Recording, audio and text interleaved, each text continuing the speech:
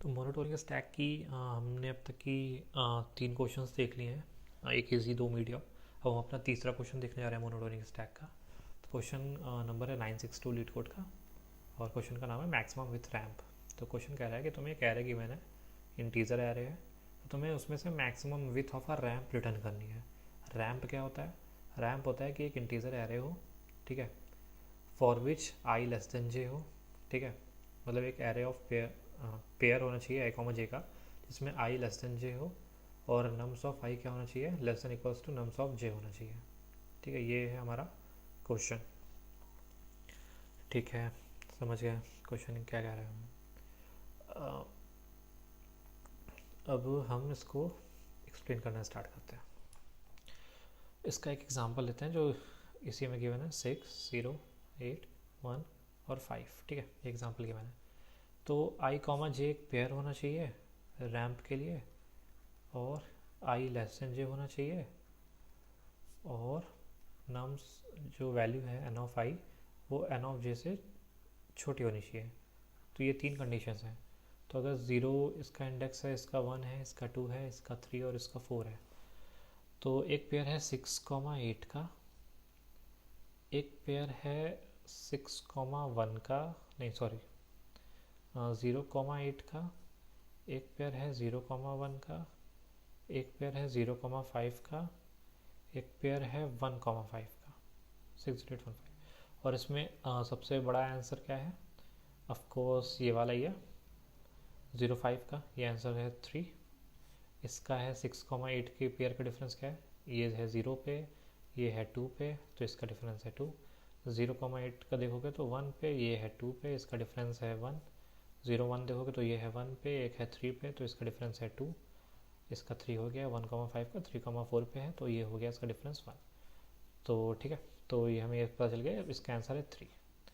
ये चीज़ें जो लिखी हैं मैंने, ये इंडेक्स हैं, ये हैं वैल्यूज़, और ये उनके इंडेक्स का डिफरेंस है। इस साइड तीसरी साइड लिखी है।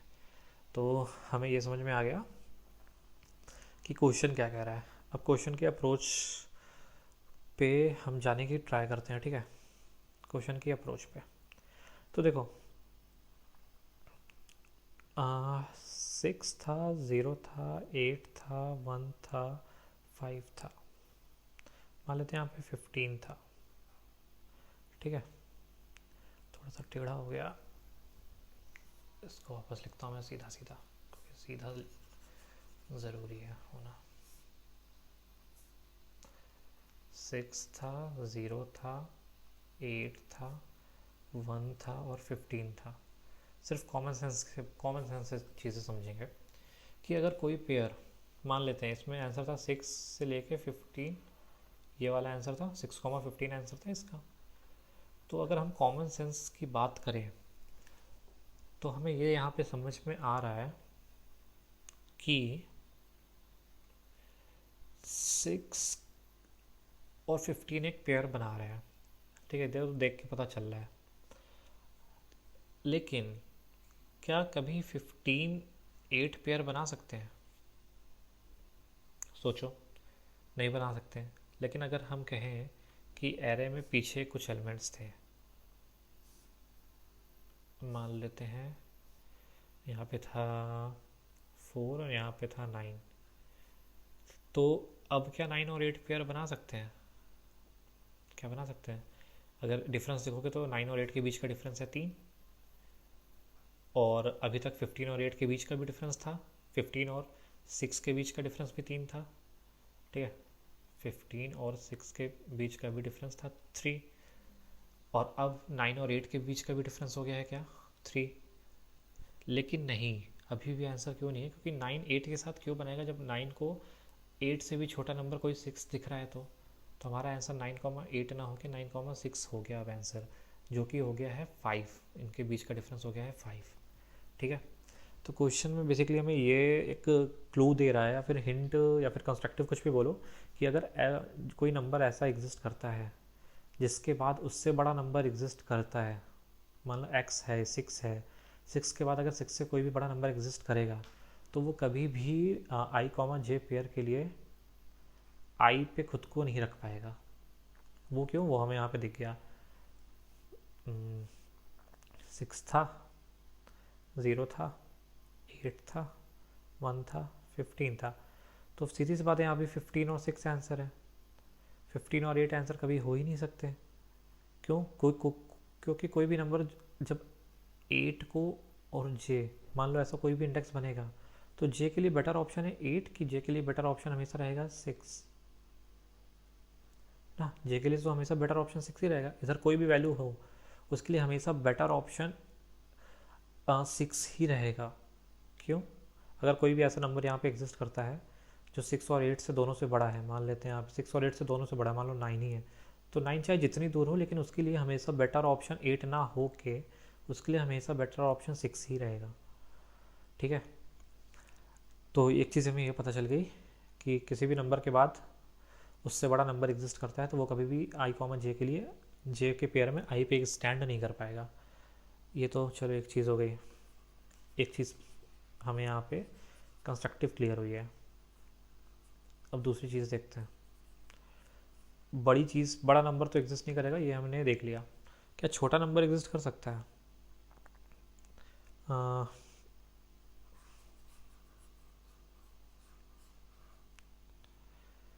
अब देखते हैं, इस पे आते हैं, ज़ीरो पे। 6 के बाद 8 था, ये 8 तो हमने कह दिया भाई 8 कभी हेल्प नहीं करेगा, तो इस हिसाब से हम कह सकते हैं 15 भी कभी हेल्प नहीं करेगा और कभी भी 9 भी हेल्प नहीं करेगा। ठीक है, चलो ये कह सकते हैं, लेकिन अभी इसको छोड़ते हैं।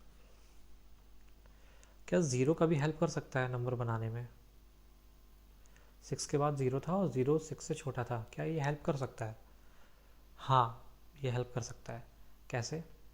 मान लेते हैं अभी यहाँ पे 0 ना होके कुछ दूसरा नंबर लिख देता हूँ क्योंकि 0 बहुत ही छोटा है। 0 की जगह मान लेते हैं यहाँ पे था 1 था, तो ये 1 क्या 6 से छोटा है? 6 के बाद और 6 से छोटा है, तो ये क्या 1 हेल्प कर सकता है? हाँ बिल्कुल हेल्प कर सकता है। अभी तक के लिए हमारा आंसर क्या था? 6,9 था। अगर इस एरे को देखोगे, ये जो एरे अभी प्रेजेंट है, अगर हम इसके बाद यहाँ पे मान लो रख देते हैं 5, यहाँ पे 4 और यहाँ पे डाल देते हैं 0, तो अब हमारा पेयर क्या हो गया? सॉरी, यहाँ पे डाल देते हैं, कुछ भी डाल देते हैं, 8 नहीं डालेंगे, 5,4 ही रखते हैं। तो अब हमारा पेयर क्या हो गया? 1,4 हो गया है। देखो 1 और 4 के बीच में डिफरेंस कितना है? 1 2 3 4 5 6, 6 का। और 6 और 9 के बीच में डिफरेंस कितना है? 3 4 5 का। तो आंसर अब हमारा 1 और 4 हो गया है। तो इससे हमें पता चल रहा है कि जो भी फर्स्ट एलिमेंट है उसके बाद हम उस वही एलिमेंट आई कॉमा जे में आई की जगह ले सकता है जो कि हमारे प्रीवियस एलिमेंट से क्या हो? छोटा हो। तो इस केस में 6 कॉमा जे, कुछ पेयर्स जितने भी बनेंगे 6 के साथ पेयर्स वो आंसर होंगे, या फिर 1 के साथ जितने भी पेयर्स बनेंगे वो आंसर होंगे। और कोई आंसर पॉसिबल नहीं होगा, सिर्फ यही तो जो पेयर्स बनाएंगे, जितने भी पेयर्स बनाएंगे 6 और 1, इन्हीं से आंसर हमें मिलने वाला है। ये चीज़ हमें यहाँ पे क्लियर हो जाती है। ये सिंपली सिंपल लॉजिक से, हाँ सिम एक अगर एरे से बना रहा है तो इससे हमें दिख जाता है कि कोई भी नंबर अगर 6 को आई की जगह रखना चाह रहा है, ठीक है, तो सीधी सी बात है वो 6 के बाद कोई भी बड़ा नंबर होगा तो उसको कभी भी रखना नहीं चाहेगा क्योंकि हमें उससे छोटा नंबर मिल रहा है। नम्स ऑफ आई हमेशा less than nums of J होना चाहिए, तो ये छोटा नंबर जितना पॉसिबल हो सकता है वो उतना हमें हेल्प करेगा। अब चलो ठीक है, ये चीज़ समझ में आ गई।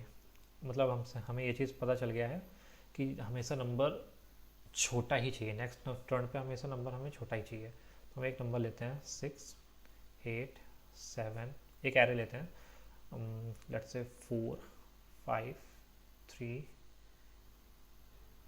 5 1 2 and then again 5।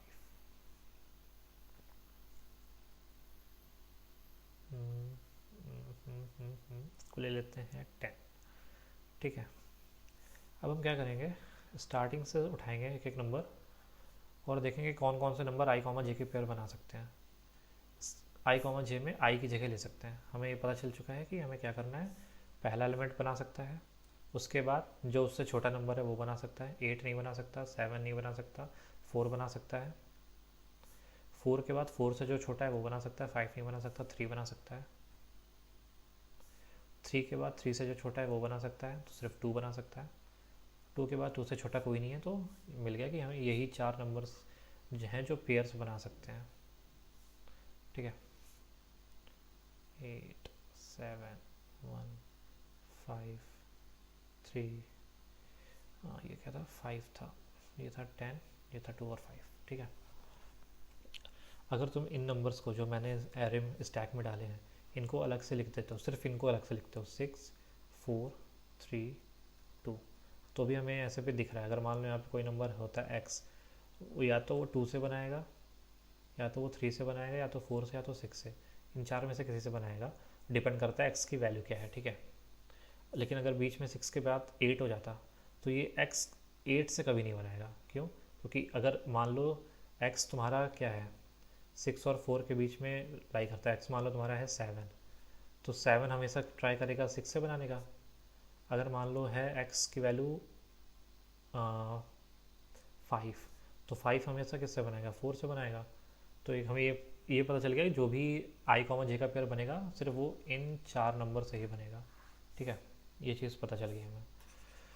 i comma j में जितने भी पेयर्स होंगे उसमें i की वैल्यू इन चार में से कोई एक होगी जो स्टैक में हमारी वैल्यूज़ प्रेजेंट है। अब हम क्या करेंगे, क्योंकि हमें पता है i लेस देन j होना चाहिए, nums of i less than equals to nums of j होना चाहिए, ठीक है। और इसमें क्या है, इसमें सारी वो वैल्यूज़ हैं जो i हो सकती हैं, ऑल पॉसिबल i हैं इसमें। तो हम क्या करेंगे, j को यहाँ से स्टार्ट करेंगे। j को यहाँ स्टार्ट करने से हमें दो फ़ायदे मिलेंगे। पहला फ़ायदा मिलेगा कि j हमेशा i से बड़ा होगा, ठीक है। और दूसरा फ़ायदा ये मिलेगा क्योंकि हमें चाहिए j माइनस आई क्या, मैक्सिमम, और हम j स्टार्ट कर रहे हैं एकदम लास्ट से। तो दूसरा फ़ायदा हमें ये मिलेगा कि हमें हर बार मैक्सिमम वैल्यूज़ ही पहले मिलेंगी ना, क्योंकि सीधी सी बात है हम j लास्ट से स्टार्ट कर रहे हैं, तो हर बार मैक्सिमम वैल्यूज़ मिलने की चांसेस पीछे से ज़्यादा हो जाएंगे, ठीक है। तो इनके अगर हम इंडेक्सेस पे नंबर कर दें 0 1 2 3 4 5 6 8 और 9, ठीक है। तो सिंपल अब हम क्या करेंगे, लास्ट वाला नंबर उठाएंगे और उसको स्टैक के टॉप से चेक करेंगे।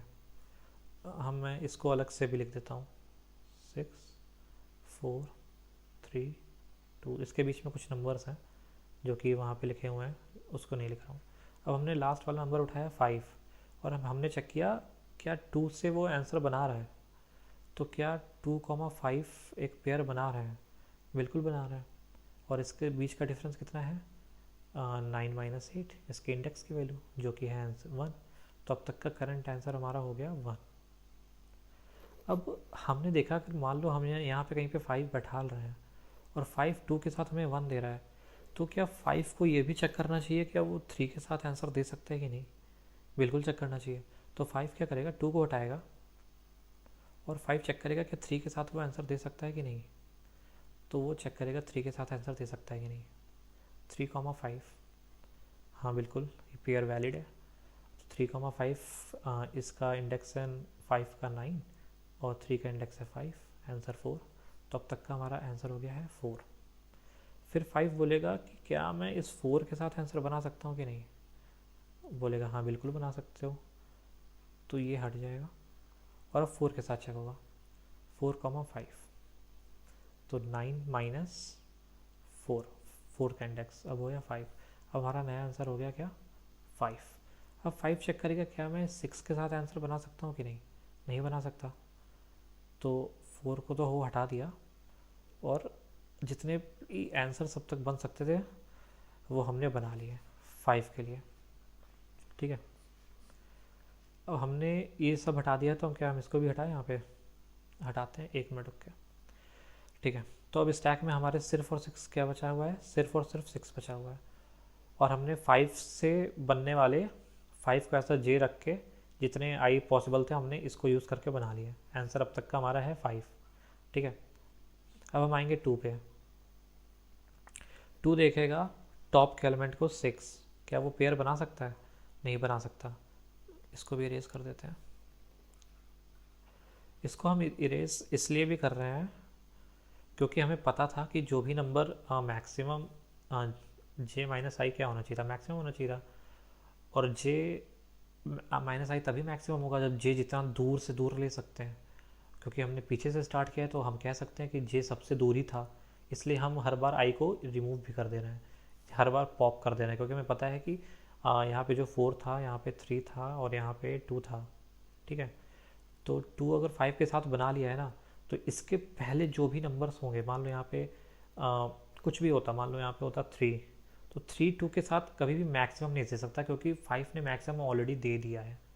इस वाले जे ने जब ऑलरेडी मैक्सिमम दे दिया है ना, तो जे माइनस वन कभी मैक्सिमम देगा ही नहीं, ये तो हमें दिख रहा है। इसलिए हमने हर बार नंबर्स रिमूव भी करते चले गए, क्योंकि अब इनका दोबारा काम बचा ही नहीं है हमारे लिए।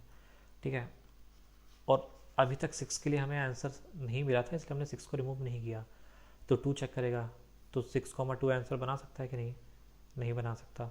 अब 10 पे आएंगे, अब चेक करेंगे 6,10 आंसर बना सकता है कि नहीं, हाँ बना सकता है। और इसका डिफरेंस क्या आएगा, यहाँ पे कहीं 10 था, ठीक है, डिफरेंस आएगा 7 माइनस 0 जो है 7। तो अब हमारा आंसर 5 से कट के हो गया है 7। तो अब हम कह सकते हैं, क्योंकि जे हम पीछे से चल रहे थे और जे यहाँ पे था, तो जब जे लास्ट से आंसर बन गया है, तो क्या जे माइनस वन कभी आंसर बनाएगा इसके साथ, कभी नहीं बनाएगा ना, क्योंकि जब जे ने आंसर बना दिया है, लास्ट से आंसर बन गया है, तो ये कैसे आंसर बना सकता है। तो क्या हम 6 को रिमूव कर दें, बिल्कुल रिमूव कर दो, क्योंकि जे ने आंसर बना लिया तो जे माइनस वन कभी आंसर बना ही नहीं सकता। अब हमारा हमने ये भी रिमूव कर दिया स्टैक से। अब हम आएंगे, 10 पे आंसर मिल गया 5, स्टैक खाली है, कोई मतलब ही नहीं है। 3 5 1 7 8 6 पूरा एरे यहाँ से यहाँ तक चलते चले जाएंगे, लेकिन स्टैक खाली है, इसलिए अब कोई पेयर पॉसिबल है ही नहीं। पॉसिबल पेयर सिर्फ 6 4 3 2 से ही थे, वो हमने ये देखो यहाँ बना लिया, 6 से बना लिया, 4 से बना लिया, 3 से बना लिया, 2 से बना लिया, और आंसर हमारा अब तक का हो गया है 7। तो इस क्वेश्चन को थोड़ा सा पेन कॉपी चलाना और पेपर में लिखना, तो ये थोड़ा सा और क्लियर होगा कि आखिर ये चीज़ें चली कैसे। आई कॉमा जे में आई हमने पहले से अलग से ढूंढ लिए, उसके बाद उन आई के लिए एक बार अगर जे मिल गया तो हमने उस आई को रिमूव कर दिया। क्यों रिमूव कर दिया, क्योंकि हम हर बार पीछे से चल रहे थे, और जब भी हम पीछे से चल रहे हैं तो हम ये गारंटी कह सकते हैं कि जे माइनस आई अगर मिल रहा है वो तो मैक्सिमम ही मिल रहा होगा, नहीं तो नहीं मिल रहा होगा। तो ये हमारा क्वेश्चन का सॉल्यूशन था। एक अब एक काम करते हैं कि इसका एक मीन्स कोड दिखा देता हूँ मैं साइड बाय साइड करके। तो देखो, हमने सबसे पहले क्या किया है, हमने एक स्टैक बनाया है, pair of int comma int, एक में रखेंगे वैल्यू, एक में रखेंगे इंडेक्स, क्योंकि हमें इंडेक्स को सब्ट्रैक्ट करना होता है ना। यहाँ पे देखो हमने यहाँ पे सब्ट्रैक्ट किया है। तो हमने अगर स्टैक एम्प्टी था तो पुश कर दिया, क्योंकि सबसे पहला नंबर 6 तो जाएगा ही जाएगा स्टैक में, तो वो चला गया, उसका इंडेक्स चला गया। फिर हमने वो वाला नंबर डाला है जो 6 से छोटा था, अगर नम साई क्या है, स्टैक के टॉप से छोटा है। टॉप डॉट फर्स्ट क्यों किया है, क्योंकि फर्स्ट वैल्यू पे उसकी फर्स्ट पेयर का जो फर्स्ट एलिमेंट है वो वैल्यू डिनोट कर रहा है। ठीक है, तो ऐसे ऐसे करके इस स्टैक में 6 4 3 2 चले गए होंगे, और लास्ट साथ में इसका इंडेक्स भी चला गया होगा। फिर करंट आंसर हमारा 0 था। हमने लास्ट से स्टार्ट किया 9 से यहाँ पे, तो हमने नम स्लॉट साइज -1 किया है, और एकदम आगे तक जाएंगे ग्रेटर देन इक्वल टू 0 -1। अगर स्टैक एम्प्टी नहीं है और स्टैक का जो टॉप का पहला एलिमेंट है, मीन्स वही क्या बोलते हैं, स्टैक के टॉप का जो पेयर का पहला एलिमेंट है वो नम्स आई से क्या है, छोटा है, तो हम ये कह सकते हैं कि वो हमेशा आई कॉमा जे का पेयर बना रहा होगा। ठीक है, तो अगर ऐसा है तो हमने फिर ये सिंपली यहाँ पे क्या किया, answer equals to max of answer, अब तक का जो मैक्सिमम एरे था, नहीं तो उन दोनों के इंडेक्स का सब्ट्रैक्शन ले लिया है और उस नंबर को पॉप कर दिया। उस नंबर को पॉप करने का हमारा मेन मोटिव यही है कि क्योंकि जे हम पीछे से स्टार्ट किए हैं, तो हम ये कंफर्म कह सकते हैं कि जे जो भी जे माइनस आई बना होगा हमेशा जे सबसे बड़ा होगा, तो हम कह सकते हैं कि ये ही सबसे मैक्सिमम आंसर होगा इस पार्टिकुलर आई के लिए जो हमने रिमूव किया है। ये चीज़ हम करते रहेंगे, जैसे ही स्टैक एम्प्टी हो जाएगा तो हम यहीं पे यहाँ पे ब्रेक कर सकते हैं। अगर स्टैक एम्प्टी है तभी ब्रेक कर सकते हैं, नहीं तो हमने क्योंकि वाइल नॉट स्टैक एम्प्टी की कंडीशन लगाई है तो उससे उतना फ़र्क नहीं पड़ेगा। और फिर लास्ट में रिटर्न कर दिया हमने सिंपली आंसर।